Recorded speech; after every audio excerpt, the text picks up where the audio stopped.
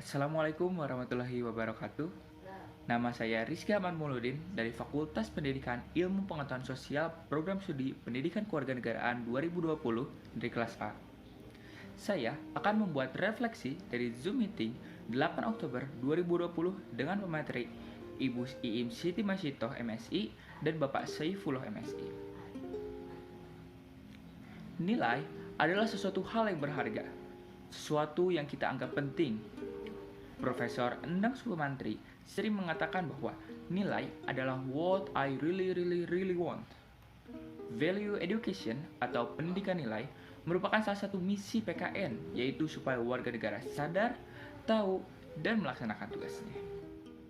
Ada 4 aliran tentang apakah nilai itu perlu diajarkan. Yang pertama adalah aliran relativisme, kedua aliran kebebasan, yang ketiga aliran absolutisme atau dogmatisme, yang keempat adalah aliran keyakinan yang rasional. Saya sendiri lebih condong pada aliran relativisme, tetapi bukan berarti saya setuju dengan hal tersebut. Pendidikan nilai itu tergantung pada situasi dan kondisi. Apabila yang terdidik tidak melanggar aturan atau norma yang ada, maka nilai tidaklah perlu untuk diajarkan.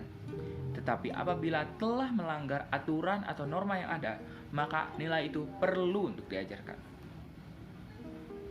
Dijelaskan juga tentang tingkat kesadaran yang dibagi menjadi 4, yaitu kesadaran anomos yang tidak memiliki kesadaran sama sekali, lalu heteronomos yang saking banyaknya menjadi tidak jelas, sosionomos yaitu yang hanya mengikuti saja, autonomos yaitu yang kuat alasannya, argumentasinya jelas, dan muncul dalam diri sendiri. Terdapat 5 pendekatan sosial atau social approach yang digunakan dalam pendidikan nilai. Yang pertama adalah pendekatan penanaman nilai atau inculcation approach. Adalah suatu pendekatan yang memberi penekanan pada penanaman nilai-nilai sosial dalam diri siswa dengan metode yang digunakan adalah keteladanan, penguatan positif dan negatif, simulasi, permainan peranan, dan lain-lain. Pendekatan perkembangan kognitif atau cognitive moral development approach. Pendekatan ini mendorong siswa untuk berpikir aktif tentang masalah-masalah moral dan dalam membuat keputusan-keputusan moral dengan metode yang digunakan adalah diskusi kelompok. Yang ketiga adalah pendekatan analisis nilai atau values analysis approach. Memberikan penekanan pada perkembangan siswa untuk berpikir logis dengan cara menganalisis masalah yang berhubungan dengan nilai-nilai sosial dengan metode yang sering digunakan adalah metode belajar kelompok berdasarkan masalah dan isu sosial, studi kepustakaan dan penelitian lapangan, dan diskusi kelas rasional.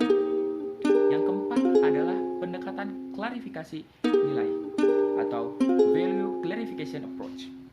Memberi penekanan pada usaha membantu siswa dalam mengkaji perasaan dan perbuatannya sendiri untuk meningkatkan kesadaran mereka tentang nilai-nilai mereka sendiri dengan metode yang sering digunakan adalah dialog, diskusi, dalam kelompok besar atau kecil, dan lain-lain.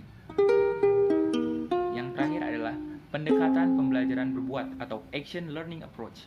Memberi penekanan pada usaha memberikan kesempatan pada siswa untuk melakukan perbuatan-perbuatan moral dengan metode yang digunakan dalam pendekatan analisis nilai dan klarifikasi nilai digunakan juga dalam metode. Cukup sekian dari saya. Wassalamualaikum warahmatullahi wabarakatuh.